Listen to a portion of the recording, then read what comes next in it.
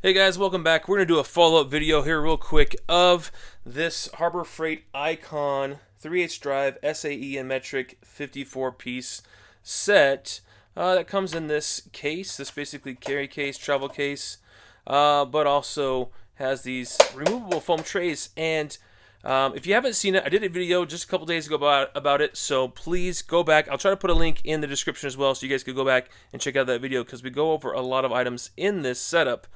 But what I want to talk about specifically is the ratchet today. We left off on the last video, and this is the ratchet that came with this set. And for all intents and purposes, it looks and functions the same as my other separately purchased Icon ratchets. And I grabbed this smaller one here too as well. But I wanted to go inside and take a look at the insides to show you guys the difference. I believe this is my oldest one, second oldest, and this came with this set. And there are some differences to these ratchets internally compared to this one I have here. But I wanted to show you, last video we left off with this ratchet that came with the kit. And when you lift it up on the handle and tried to turn, it became very notchy. So I want you to hear it now and tell me what you guys think.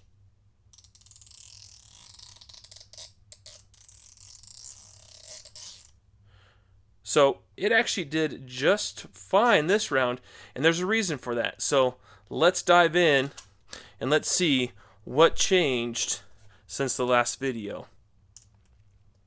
Now these are a Torx number 9, number 8.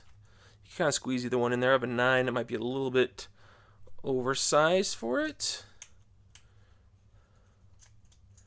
But these all come out with it. So we'll pop off the cap here and let you guys see inside what that looks like.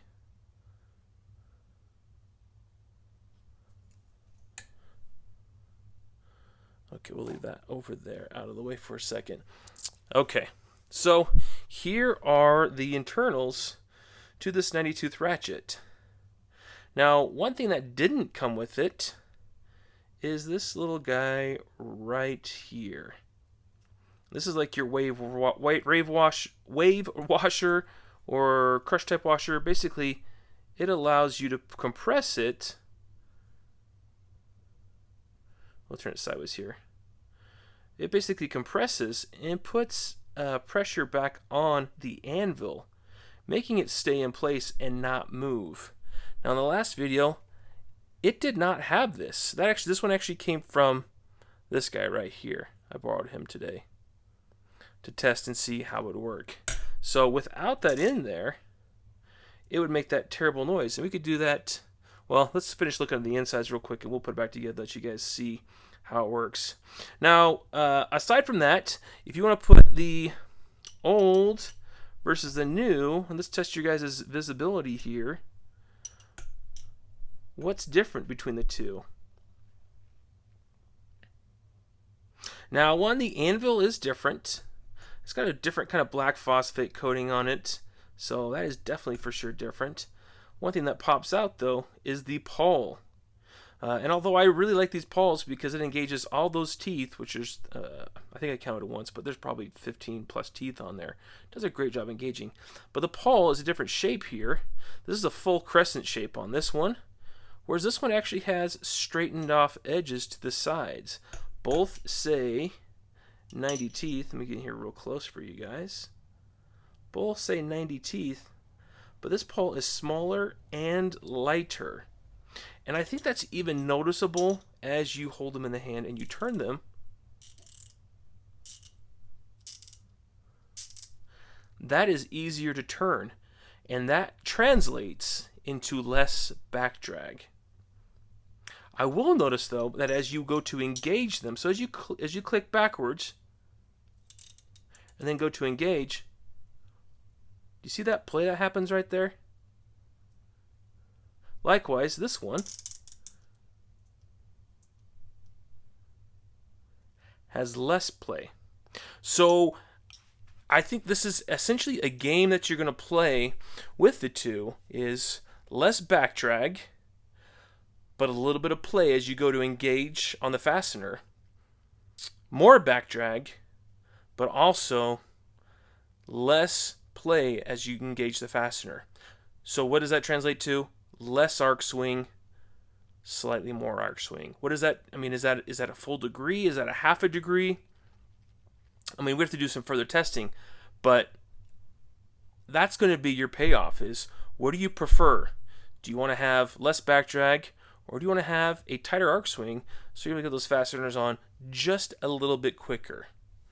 And then I feel it's worth noting this one, because when I first tore these apart, I didn't have this one in the group, and I'm like, oh my gosh, they changed the pawl in here to a much bigger, heavier pawl. And maybe they had problems with these early on. I haven't had a single problem with mine yet, so let's hope it keeps going that direction. But this version has that larger 90-tooth pawl, which is identical to that one. So definitely worth noting. Now I did notice that there's another difference between these, and I'm gonna try to zoom in here and let you guys see. Okay, yeah, we can actually see here. I'm gonna take my pick so you guys could see even closer. But pay attention here to the top. So dimensions of these, I already took this apart and put it back together. A bit of a pain in the neck, but there is no bevel, right, to this edge. This comes almost to a harsh point. So that is a difference. And you could say, you know, there is no use for this edge up here because there's no pawl to engage it. So take a look at that. We'll bring back in this one, the old one, and you can see it actually has some machine work done to bevel that edge. So that reduces weight, you know, somewhat. Is it a huge difference? No, but you could tell they took the time to put some machine work into this one. And just for the sake of it, let's go ahead and take a look at, this is the other super short version. And it too, so you guys can see there, it too has a radius on that. Not quite as much as the first one, but there is a radius. So those are the differences within. I feel like everything else, minus the selector, and I could show you guys too here. So somewhere in the generation, they changed the selector. So right here, you can see there's a decent gap in between. And then this is the new one that just came in, this kit. And they changed that selector to be a bigger, chunkier piece. So I think that may be considered an upgrade, right? Depending on if you get a lot of material or dirt stuck in yours. I'll leave it up to you guys to decide. But I do feel, let's see if you get these all in one frame. There you go. I do feel that this first version definitely has all the components that I like. I like less back drag, so that pawl system is definitely better. The wave washer, 100%. That is what stops this from cranking over. And we could do that actually right now. We'll take, now that that's off, we'll actually finish assembling this guy real quick for you guys. So you can see for yourself what a difference that's going to make to this ratchet.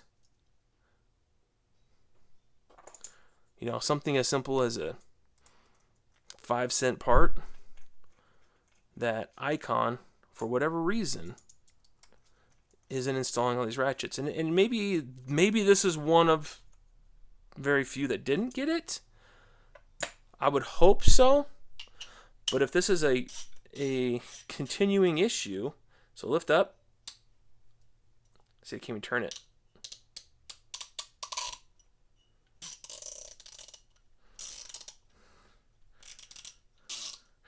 That is a problem. And that's going to tear up that pawl, and it's also going to tear up the anvil because it's not allowing it to preload and stay correctly aligned inside there.